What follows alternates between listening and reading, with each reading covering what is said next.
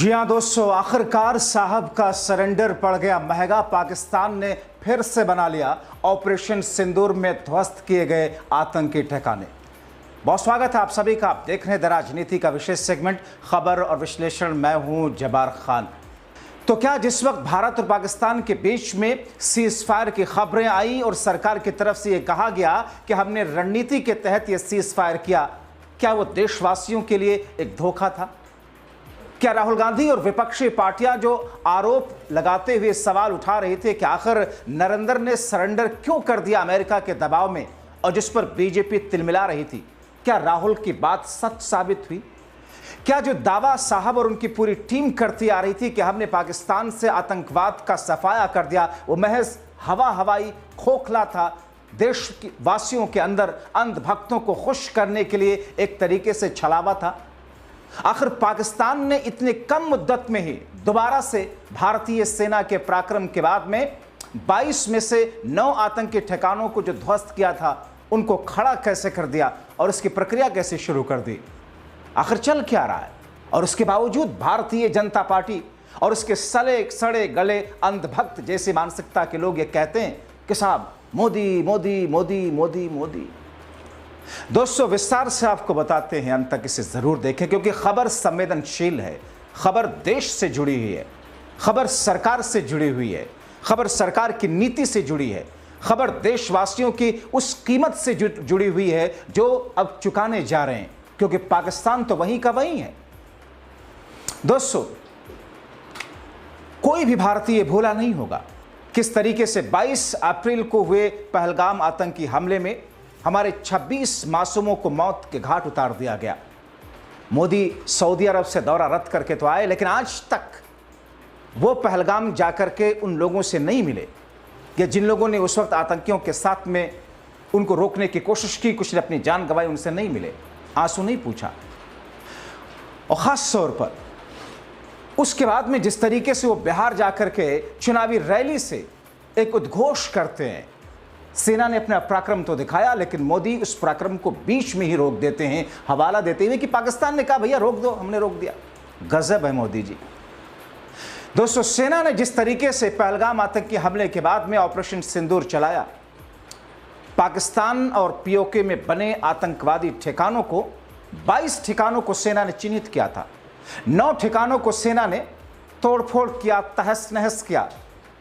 बाकी बचे हुए ठिकानों को तहस नहस करने की तरफ आगे बढ़ ही रही थी सेना कि साहब का आदेश आ गया, अरे भैया रुक जाओ रुक जाओ रुक जाओ रुक जाओ रुक जाओ।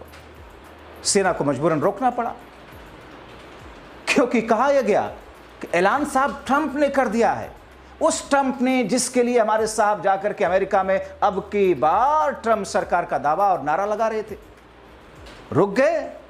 राहुल गांधी ने जब कहा कि साहब, ट्रंप ने उठाया फोन, कहा नरेंद्र क्या कर रहे हो, नरेंद्र सरेंडर। बड़ी मिर्ची लगी थी भारतीय जनता पार्टी उनके सड़े गले अंधभक्तों को। दोस्तों, अब क्या हो रहा है?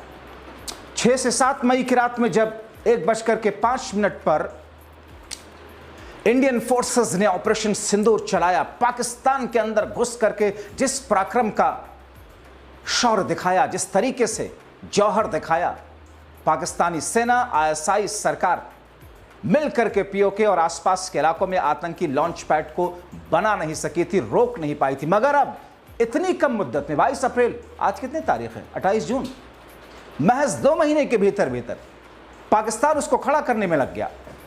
एलओसी के पास में घने जंगलों में फिर से छोटे और हाईटेक आतंकी ठिकाने बनाए जा रहे हैं। हैरानी की बात यह है कि पाकिस्तान को वर्ल्ड बैंक और एडीबी से मिलने वाला वित्तीय सहायता का एक बड़ा हिस्सा आतंकी कैंपों के पुनर्निर्माण के लिए इस्तेमाल किया जा रहा है। रिपोर्ट के मुताबिक Luni, Patwal, Tipu post, Jamil post, Umranwali, Chaprar, forward, Chhota Chak और जंगलोरा जैसे इलाकों में नष्ट हुए कैंपों को फिर से पाकिस्तान बना रहा है। दोस्तों, सुरक्षा बलों के सूत्रों से जो जानकारी आ रही है कि भारतीय सेना ने मई महीने में जिन आतंकी लॉन्च पैड्स को तबाह किया था, उन लॉन्च पैड्स और आतंकी ट्रेनिंग कैंप को पाकिस्तान भारी फंडिंग देकर एक बार फिर से खड़ा करने में जुट गया है। खुफिया सूत्रों के मुताबिक पाकिस्तानी सेना, उसी खुफिया एजेंसी और आईएसआई और पाक सरकार इन आतंकी ढांचों को दोबारा खड़ा करने में लगे हैं। सरकार पाकिस्तान के अवैध कब्जे वाले कश्मीर, पीओके और उससे लगे इलाकों में जो सूत्र बताते हैं कि आईएसआई ने एक योजना बनाई जिसके तहत बड़े ट्रेनिंग कैंपों को छोटे छोटे हिस्सों में बांटा जाएगा। हर कैंप में 200 से कम आतंकी होंगे। ऐसा इसलिए किया जा रहा है ताकि अगर भारत हवाई हमला करे तो एक ही जगह पर ज्यादा नुकसान ना हो।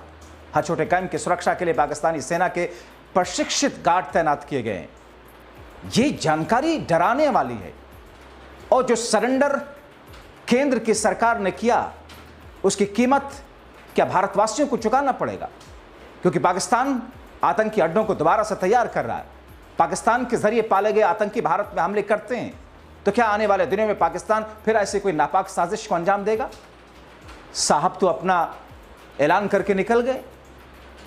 दोस्तों, इस वक्त पाकिस्तान में जो कुछ हो रहा है, जिस तरीके से गार्ड्स तैनात किए जा रहे हैं, लॉन्चिंग पैड को बनाया जा रहा है, जो गार्ड्स है उनके पास में थर्मल सेंसर, कम फ्रीक्वेंसी वाले रडार, ड्रोन से बचाव करने वाले आधुनिक उपकरण भी दिए जाएंगे, ऐसी जानकारी आ पा रही है। खुफिया एजेंसियों के सूत्र के मुताबिक पाकिस्तान के आतंकी संगठन और आईएसआई एलओसी के पार घने जंगलों में हाईटेक छोटे आतंकी कैंप बनाने की कोशिश न सिर्फ कर रहे हैं बल्कि उसमें काफी हद तक आगे बढ़ चुके हैं। लश्कर तैयबा, जैश ए मोहम्मद, हिजबुल मुजाहिदीन और द रेजिस्टेंस फ्रंट जैसे आतंकी संगठनों के ठिकानों को तबाह भारतीय सेना ने किया था, मगर वो फिर से बनकर के तैयार हो रहे। जिन कैंपों को दोबारा बनाया जा रहा है उनमें Beluni, Patwal Tipu post, Jamila post, Ubranwali, Chapral forward, जैसा कि मैंने आपको बताया। जानकारों के मुताबिक इन शिविरों को उन्नत तकनीक से लैस किया जा रहा ताकि वो थर्मल इमेजर, फोलियस पेनिट्रेटिंग रडार और सैटेलाइट से बचाव कर सके।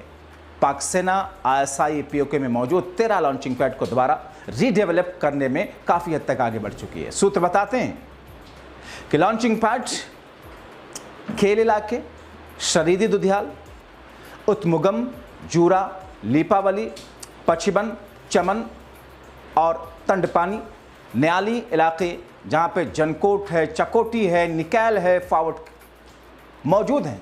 इसके साथ ही पाकिस्तान 4 आतंकी लॉन्च पैड्स को इंटरनेशनल बॉर्डर पर दोबारा सक्रिय करने में जुटा है और इस पर इन लॉन्चिंग पैड्स और पाक रेंजर्स के रेगुलर पोस्ट है जिनको बीएसएफ ने ऑपरेशन सिंदूर के समय ध्वस्त कर दिया था। खुफिया जानकारी के मुताबिक आईएसआई अंतर्राष्ट्रीय सीमा के पार जिस तरीके से लॉन्चिंग पैड रीडेवलप कर रहा है उसमें मसरूर, बड़ा भाई और चपराल सहित ऐसे सारे हैं जो इस बार इतने ताकतवर, इतने मजबूत तरीके से बनाए जा रहे हैं। खुफिया जानकारी जिसे देखकर, पढ़कर, जानकर के जब मैं इसे रिसर्च कर रहा था तो मुझे ऐसा लगा कि आखिर हमारी सरकार ने उस वक्त सेना के पराक्रम को रोका क्यों बीच में। पूरे देशवासियों की निगाहों में केंद्र सरकार और साहब का वो फैसला बिल्कुल अनुचित लगा, क्योंकि पाकिस्तान के ऊपर भारत जिस तरीके से हावी पड़ता हुआ दिख रहा था, 21 में से 9 लॉन्चिंग पैड तबाह किए गए थे आतंकी ठिकाने, बाकी बचे हुए को तबाह होना देना चाहिए था। मगर वो आप देखते होंगे भारतीय जनता पार्टी के बहुत सारे प्रवक्ता कहते हैं टीवी डिबेट में, साहब के लिए पप्पा जैसे लफ्ज़ का इस्तेमाल करते हैं, बाप जैसे लफ्ज़ों का इस्तेमाल करते हैं, पिता जैसे लफ्ज़ों का इस्तेमाल करते हैं। और बहुत सारे विरोधी कहते हैं कि साहब इनके बाप तो वो ट्रंप बाबू हैं जो अमेरिका में बैठे हुए। दोस्तों, बहावलपुर में हुई आतंकियों और आईएसआई की मीटिंग भी हुई है, बताया जा रहा है। इस मीटिंग में प्रत्येक मिनी कैंप में अलग सुरक्षा होगी जिसकी निगरानी पाकिस्तानी सेना के विशेष प्रशिक्षित सुरक्षाकर्मी करेंगे। यह guard thermal sensor, low frequency radar system और एंटी ड्रोन से लैस होंगे। आईएसआई और आतंकी संगठनों के बीच में कोऑर्डिनेशन भी स्थापित किया जा रहा है। भारतीय खुफिया एजेंसियों ने इंटरसेप्ट किया है, जिससे पता चलता है कि हाल ही में बहावलपुर में एक उच्च स्तरीय बैठक हुई। इसमें जैश, लश्कर, हिजबुल, टीआरएफ सहित दूसरे आतंकी संगठनों के टॉप कमांडर और आईएसआई अधिकारी मौजूद थे। ये जानकारी ये जानकारी भारतीय खुफिया एजेंसी की तरफ से आ रही है। इसमें आईएसआई ने ध्वस्त किए गए आतंकी कैंप और लॉन्च पैड को दोबारा रिडेवलप करने के लिए फंडिंग और ह्यूमन रिसोर्सेज देने का बड़ा आश्वासन दिया था, जिसके बाद में कई जगहों पर आतंकी कैंप और लॉन्च पैड्स को फिर से मरम्मत किया जा रहा है। बताया जा रहा है कि पाक आर्मी अध्यक्ष, जो कि अब फील्ड मार्शल हो चुका है, आसिम मुनीर, खुद इन आतंकी ठिकानों को फिर से खड़ा करने के लिए सरकारी फंड जारी करवा रहे हैं और काफी हद तक फंड जारी किया गया। इसके लिए अब तक 40 करोड़ रुपयों का फंड मुनीर दिलवा भी चुके हैं। पाकिस्तान के पीएम शहबाज शरीफ भी कह चुके हैं कि भारतीय हमलों में जो घर और मस्जिदें तबाह हुई, मदरसे ध्वस्त थे, उनका पुनर्निर्माण सरकार करवाएगी। और दोस्तों, भारत उन्हीं जगहों को आतंकी ठिकाना भी मानता है। बहावलपुर का 14 करोड़ रुपयों की फंडिंग की गई बहावलपुर के लिए। यहां के मरकज सुभानअल्लाह परिसर पर भारतीय सेना ने जैश मोहम्मद के अड्डे को टारगेट बना करके मिसाइल दागे थी। मुरीद के को 15 करोड़ रुपए की फंडिंग दी गई है। यह लश्कर तैयबा का गढ़ है। इस परिसर को भारत ने निशाना बनाया था और हमले में यह इमारत बुरी तरीके से तबाह हुई थी। मुजफ्फराबाद की बात करें, 11 करोड़ रुपए दिए गए। यहां पर आतंकियों के ट्रेनिंग कैंप थे और इसे भी भारत ने पूरी तरीके से तबाह किया था। फंडिंग मिलने के बाद यहां पर निर्माण कार्य शुरू है। यहां पर मारे गए आतंकियों के परिवारों की पाकिस्तानी सेना ने मदद की थी। पाकिस्तानी सेना प्रमुख आसिम मुनीर ने लश्कर और जैश के आतंकी ठिकानों को ठीक करने के लिए कॉन्ट्रैक्टर्स के लिए डेडलाइन भी रखी है। यानी कि दोस्तों, पाकिस्तान ये चाहता है कि जल्द से जल्द इन ठिकानों को दोबारा से रीडेवलप करके खड़ा कर दिया जाए और उसके लिए एक तय समय सीमा रखी है। निर्माण कार्य पूरा करने के लिए कॉन्ट्रैक्टर्स को 30 जून की तारीख तय की गई थी। दोस्तों, 30 जून, यानी कि महज एक दिन के बाद वो तारीख आ रही है। यानी कि इस बीच में पाकिस्तान ने फौरन उन आतंकी ठिकानों को रीडेवलप करना शुरू कर दिया था। और साहब तो चिल्लाते रहे ट्रेनिंग कैंपों को लेकर, पाकिस्तान के आतंकी ठिकानों को लेकर कि हमने हर जगह घुस करके ऐसा मारा। दोस्तों, ये ठीक वैसे है कि साहब ये बताते हैं कि हमारे देश की इकॉनमी इतनी बड़ी है, जीडीपी इतनी बड़ी है। सवाल जीडीपी का नहीं है। सवाल ये है कि जब आप कोई बिजनेस करते हैं, आप कोई काम करते हैं, तो फिर आप जितना खर्च करते हैं उसके मुकाबले आपका रेवेन्यू रिटर्न होता कितना है प्रॉफिट की शक्ल में। अगर आप मान लीजिए 50 करोड़ रुपए लगा करके कोई बिजनेस कर रहे हैं और आपका बिजनेस में कोई फायदा ही नहीं हो रहा, उल्टे घाटा हो जा रहा है, या फायदा हो रहा है तो जिससे खर्च भी नहीं निकल रहे, यानी कि भर्ती तक नहीं निकल पा रही है, भर्ती के बराबर निकल रहा है या भर्ती से महज 1% फायदा हो रहा है, तो फिर ऐसे बिजनेस का फायदा क्या। लेकिन आप कहने को तो कहते हैं ना कि साहब हमारा तो 50 करोड़ रुपयों का बिजनेस है, लोगों में एक हवा बनता है। वैसे ही मोदी सरकार कर रही है। साहब वही दर्शाते हैं और डॉगियों फालतू मीडिया उसी को लेकर के एकदम से वावेला मचाता कि साहब देखिए कितना हम विकास के पथ पर, उन्नति के पथ पर हैं। उसमें प्रॉफिट कितना है। जीडीपी महज बताता है कि काम में कितना खर्च हो रहा है और काम कितने लेवल का है, किस स्तर का है, लेकिन प्रॉफिट नहीं बताता जीडीपी।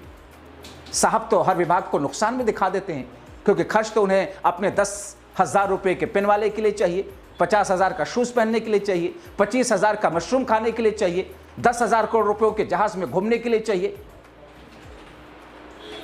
और आम गरीब जनता 2 वक्त की रोटी को तरसती। ठीक वैसे ही ये कहते हैं कि हमने आतंकी ठिकानों को ध्वस्त कर दिया, सब कुछ नष्ट कर दिया। हमने नष्ट किया, सेना ने किया 9 ठिकानों को, लेकिन आपने 21 ठिकानों को ध्वस्त होने से पहले सेना के हाथ पैर बांध दिए थे। फैक्ट है ये। और अब उन्हीं ठिकानों को दोबारा से पाकिस्तान ने रीडेवलप कर लिया है। 30 जून की तारीख कॉन्ट्रैक्टर को रखी गई पाकिस्तान की तरफ से। साहब क्या कहेंगे। तो यह है साहब की नीति और रणनीति, जिसकी कीमत भारतीय चुकाएंगे, जिसकी कीमत खुदा ना करे ऐसा करना पड़े कि आप पाकिस्तान कभी दोबारा से आतंकी हमला करने में सक्षम हो। लेकिन क्या गारंटी है। सोचिए, समझिए। बहुत शुक्रिया।